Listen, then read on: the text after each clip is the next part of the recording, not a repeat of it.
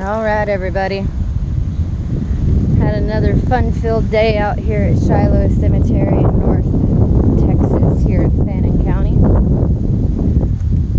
That's quite a brush pile. That's part of what we got done today. We drug out of this cemetery. We're getting ready to go. I just wanted to show you guys a little bit. Barbed wire. This is the back perimeter of the cemetery here.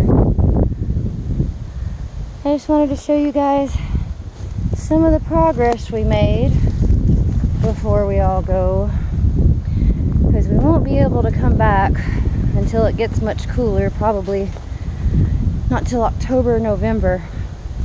I was really surprised at how much all this junk grew just in like 6 weeks. It's only been like 6 weeks since we were out here. It had initially just been a bunch of vinca with pretty purple flowers. And I'm not a master naturalist or anything, but I'm pretty familiar with a lot of the plants that are native to Texas. And there's so much stuff growing out here, I couldn't begin to tell you what all it is.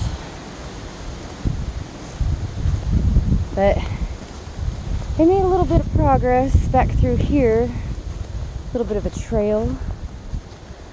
Let's see. Marnell, I think. May 1912. It's so windy today. But it's kind of shielded. It's almost like a little alcove in here with all these very, very tall trees. I hadn't really made it back here that much. Alright. And here's this back.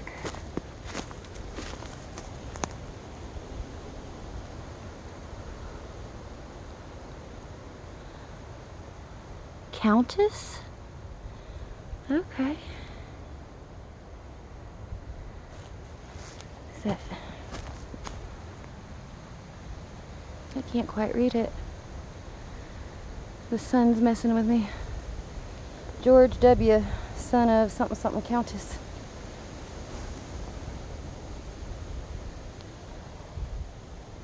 I believe that's a footstone of some sort. Let me make my way back over here. Whew.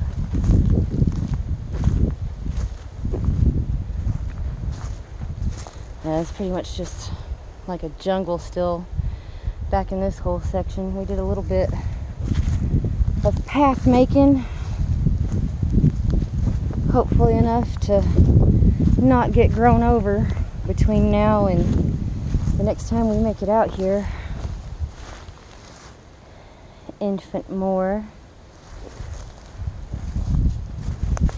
I know this section here, you can see the metal fence posts they put up.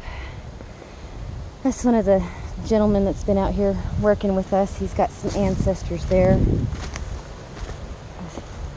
I went to town with my handy dandy weed eater. Made a little bit of a path going up through there. We were able to get back here and find one of the oldest plots here. I'm not certain. Yeah, see, here's a footstone I dug out earlier. And then here's a piece of a marker I dug out.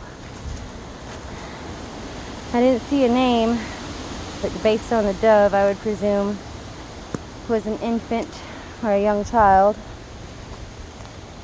Now over here, I think this may be, this is a family plot and a family stone, so there's more than one person on it.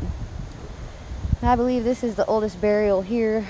Hetty Brotherton, born April 13th, 1846, died October 19th, 1846. I'm not sure. And I think this is a sibling of hers. And there's more pieces of markers. There's another big one here. I think these are fence posts for this plot, because it's not the perimeter of the cemetery. The back of the cemetery is further, about 30 yards out in front of me.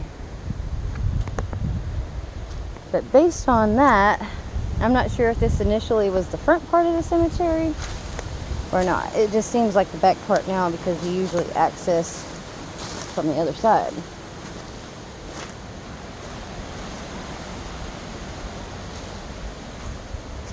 And come up through here. Like I said, I just hope a lot of this doesn't get too crazy between now and when we can come back again. It's going to show you guys, if you're a watcher of my channel, you may remember this beautiful wrought iron fence and this big family plot from my first video that I took out here. And I'll show you guys the progress we made and what we learned. This is the Oregon family. You've got Elizabeth and John Charters on the front of it. And we learned today there are actually 6 family members that share this one really big marker. And there are 3 smaller stones on each side of it. So there are 6 names on the stone. I presume these 6 burials on either side are all here. But today, I knew Elizabeth and John were on the front. Today we discovered there's Joshua Stone, Oregon.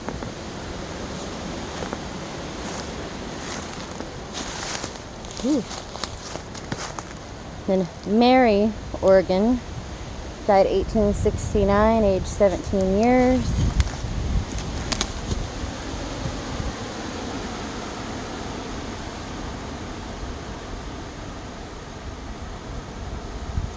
So ornate, I can't really read it with the sunlight filtering on it. I'll have to check it out later. Let's see who's on the back here. We got Foster Doak, Oregon, and Cornelia, Oregon. So we thought that was really cool. We didn't realize there were the whole family on that stone.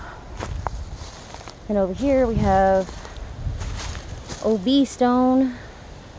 I think that must be a sibling to Elizabeth, because here we have Elizabeth Forrest Stone, and I believe she was Elizabeth Stone, Oregon's mother. So, yeah, family plot. And over here we have Bedura Grant on this really large marker. I believe she was only a teenager when she died, so that tells me she was pretty loved and cherished. But they made this big ornate memorial for her. Meanwhile, her parents have this smaller stone here. Let's see. There's Jane. I believe her father Carol is on the other side. We flipped this today. Yeah, it's such a pretty inscription. I can't make it out right now. The sunshine's playing too many tricks. I'll try and take a still and blow it up later.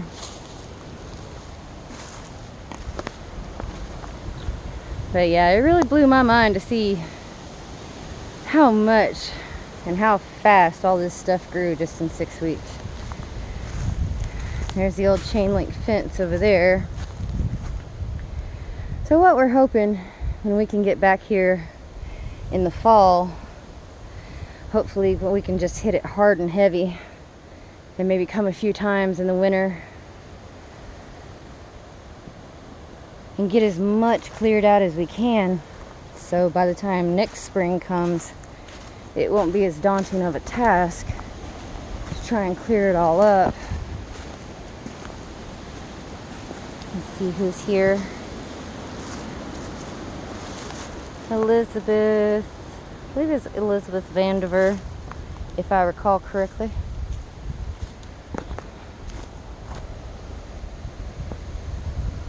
There's just so much stuff out here.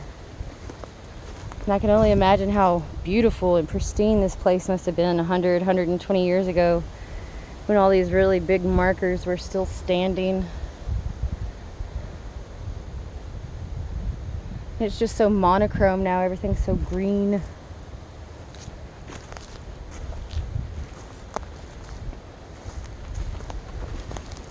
And there's old Cranky Pants Horton over there.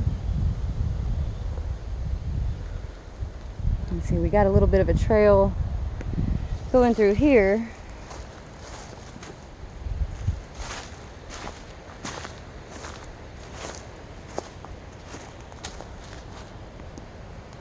Ooh.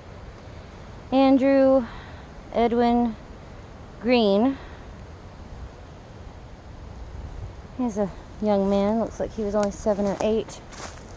But we're still trying to figure out the way the burials are laid out. Like, there's no rhyme or reason. It's just, it seems like people paid for a plot and just kind of buried wherever they want. There's no specific sections. All the burials are very sporadic here, there, and everywhere. Let's see.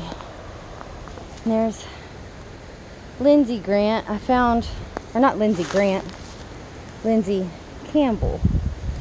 So I remember I found Arthur Campbell on the other side last time. And a lot of times in old cemeteries like this, families would invest in a very large stone or obelisk and then have different family members' names engraved on the same stone as time went on. Here's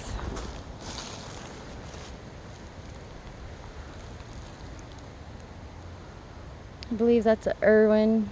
But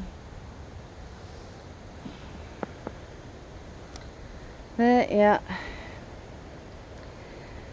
that looks like it's gonna be it for about now. I'll stop here real quick and pick up on that other side. I'll see you guys in a few.